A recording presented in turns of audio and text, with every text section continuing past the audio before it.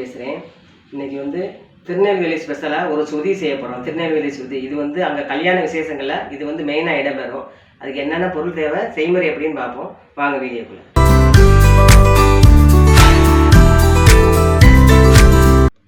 திருநெல்வேலி சுதி பண்ணுறதுக்கு ஒரு பெரிய தேங்காய் எடுத்து அதை வந்து 2 விதமான பால் எடுத்து வச்சுருக்கேன். ஃபஸ்ட்டு வந்து திக்கான பால், அந்த ஒரு பெரிய தேங்காயில் திக்கான பால். அதுக்கடுத்து 2ஆம் பால் கொஞ்சம் தண்ணி கலந்து இந்த காய்களை இந்த 2வது பாலில் தான் வேக வைக்கணும். அதுக்காக 2வது பால் எடுத்து வச்சுருக்கேன். அப்புறம் வந்து ஒரு 50 பாசிப்பருப்பு குலைவாக வேக வச்சுருக்கேன். 50 பாசிப்பருப்பு. அப்புறம் 100 கிராம் பட்டர் பீன்ஸு இதையும் வேக வச்சுட்டேன். இதெல்லாம் வேக வச்சுட்டோம்னா அதை சுலபமாக செஞ்சு முடிச்சிடலாம். அப்புறம் வந்து பச்சை பட்டாணி ஒரு 50 கிராம், அப்புறம் ஒடி பீன்ஸு ஒரு 4 பீன்ஸு, ஒரு முருங்கைக்காய், 2 கேரட்டு, வெங்காயம் வந்து 100 கிராம் வெங்காயம் முழுசாக உரிச்சு வச்சுருக்கேன். அப்புறம் ஒரு 8 பல் வெள்ளைப்பூடு, அதையும் 2 நறுக்கி வச்சுருக்கேன். அப்புறம் இந்த சொதுக்கி காரத்துக்கு வந்து இஞ்சியும் பச்சை மிளகாயும் அரைச்சி வச்சுக்கணும். காரத்துக்கு உங்களுக்கு தேவையான அளவு பச்சை மிளகா சேர்த்துக்கோங்க. நான் வந்து 3 பச்சை மிளகாயும் ஒரு விரல் துண்டு இஞ்சியும் அரைச்சி வச்சுருக்கேன். அப்புறம் தாளிக்கிறதுக்கு கருவேப்பிலை, கொத்தமல்லி, இந்த பருப்போடு சேர்த்து தாளிக்கும் போது முந்திரி பருப்பு சேர்க்கணும். அதையும் எடுத்து வச்சுருக்கேன். ஃபஸ்ட்டு ஸ்டவ் ஆன் பண்ணிக்கிறோம். ஒரு அடிக்கனமான பாத்திரம் வச்சுக்கிறோம். திருநெல்வேலி சொதி பண்ணுறதுக்கு முழுக்க தேங்காய் எண்ணெயில் தான் பண்ணணும். இப்போ ஒரு 2 டேபிள் ஸ்பூனு தேங்காய் எண்ணெய் ஊற்றிக்கிறேன். இப்போ வந்து கடவுள் பருப்பு சேர்த்துக்கிறேன். அப்புறம் 1 ஸ்பூன் சீரகம் சேர்த்துக்குவோம். அதில் ஒரு 10 பல் முந்திரி, 2 ஆறு கருவேப்பிலை சேர்த்துக்குவோம்.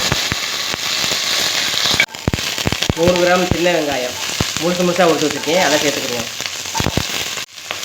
இந்த 8 பல் வெள்ளைப்பூடு அந்த 2 அதையும் சேர்த்துக்கிறேன். இது கொஞ்சம் வதங்கட்டும்.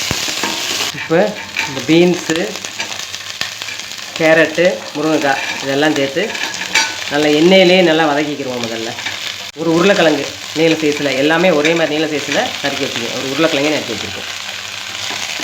பச்சை பட்டாணியும் சேர்த்துக்கிறோம். சேர்த்துட்டு இந்த காய்க்கு தேவையான அளவு உப்பு சேர்த்துக்கிறேன். காயெல்லாம் நல்லா வதங்கிடுச்சு. அது கூட 2 வரமிளகாய் சேர்த்துட்டு இந்த இஞ்சியும் பச்சை மிளகாயும் அரைச்சி வச்சுக்கோம்ல, அதையும் சேர்த்துக்கிறோம். இதையும் நல்லா கலந்துருவோம். ஏற்கனவே வேக வச்சு எடுத்து வச்சுருந்த இந்த பட்டர் பீன்ஸையும் சேர்த்துக்கிடுவோம். சேர்த்துட்டு 2வது அது எடுத்துருந்தோம், ஒரு தேங்காயில் 2வது எடுத்துருந்தோம் தேங்காய் பால், அது கொஞ்சம் தண்ணியாக இருக்கும். அதை ஊற்றி இந்த காய்களை வேக வச்சுக்கிடுவோம். அதை ஊற்றி நல்லா கலந்து கொடுத்துட்டு மூடி வச்சு காய் வேக வைப்போம். இப்போ மூடி வச்சுருவோம். இப்போ ஒரு 3 நிமிஷம் ஆயிடுச்சு. காய்கள்லாம் 3/4 வேக்காடு வந்துருச்சு. இனி வந்து இதில் நம்ம இந்த வேக வச்சு வச்சுருக்க பாசிப்பருப்பை சேர்த்துக்கிறணும். அதை நல்லா கலந்து அந்த காய்களோட மிங்கிள் ஆகிற மாதிரி நல்லா கலக்கிக்கிறோம். பாசிப்பருப்பு வந்து இந்த காய்களோட மிங்கிள் ஆயிடுச்சு. இந்த 1 நிமிஷம் இப்படி மூடி வச்சு அதை இன்னும் கொஞ்சம் திக்காக வத்தட்டும். நல்லா வெந்துருச்சு. இப்போ பாருங்கள், அந்த வெங்காயம், இந்த முழுசாக வெங்காயம், வெள்ளைப்பூடு, இந்த உருளைக்கிழங்கு எல்லாம் தெரியும். நல்லா டெக்ஸ்டர் இப்படி இந்த மாதிரி கெட்டியாக வந்த பின்னாடி தான் இதில் நம்ம ஃபஸ்ட்டு தேங்காய் பாலை ஊற்றணும். ஃபஸ்ட்டு தேங்காய் பாலை ஊற்றுனதும் கொதிக்க விடக்கூடாது. இப்படி சூடானதும் அடுப்பு அமர்த்திடணும். அடுப்பு அமர்த்திட்டு அதில் ஃபைனலாக 1 ஸ்பூன் தேங்காய் எண்ணெய் அப்படியே ஊற்றிக்கிறணும். கொஞ்சம் கொத்தமல்லி. இப்போ அடுப்பு அமர்த்திட்டோம்.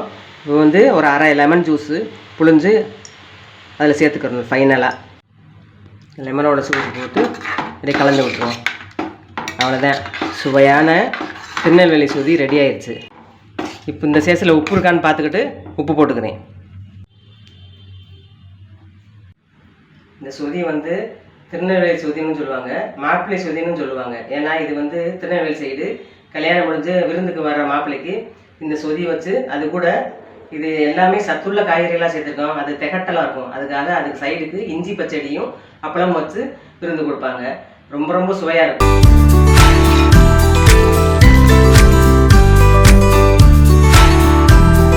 இப்போ இந்த திருநெல்வேலி சொதியை என் பையன் டேஸ்ட் பண்ணி காமிப்பாங்க. இது வந்து லைட்டு சாண்டல் கலரில் தான் இருக்கும். இதுக்கு வந்து திருநெல்வேலி சொதிக்கு மஞ்சத்தூள்லாம் போட மாட்டோம். அப்பளத்து கூட சேர்த்து இந்த சாதத்தையும் இதையும் சேர்த்து டேஸ்ட் பண்ணிக்கலாம்.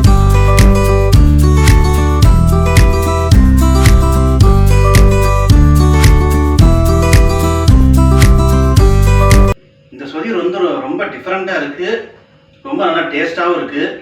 இதை அப்பளத்தை வச்சு சாப்பிடும்போது ரொம்ப நல்ல டேஸ்ட்டாக இருக்குது. இதே மாதிரி நீங்களும் செஞ்சு பார்த்துட்டு எங்கள் சேனலுக்கு சப்ஸ்கிரைப் பண்ணுங்கள். இந்த திருநெல்வேலி சொதியை வந்து சாப்பாடுக்கு சாப்பிடும்போது காரமாக ஒரு உருளைக்கிழங்கு வறுவல், அப்பளம் அல்லது இஞ்சி சட்னி வச்சு சாப்பிடலாம். இதுவே சப்பாத்தி, தோசைக்கு ஊற்றி சாப்பிட்டாலும் ரொம்ப டேஸ்ட்டாக இருக்கும்.